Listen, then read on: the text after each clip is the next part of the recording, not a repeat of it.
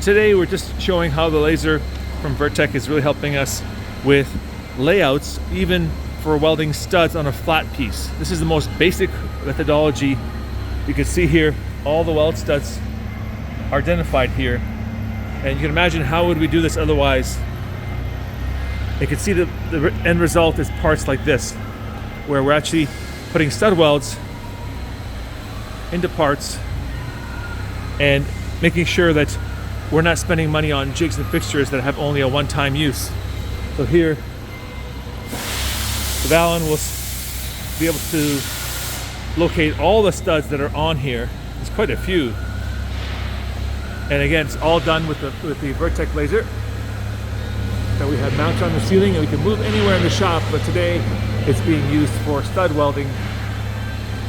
And then final assembly as well to make sure that all the curvatures are exactly right.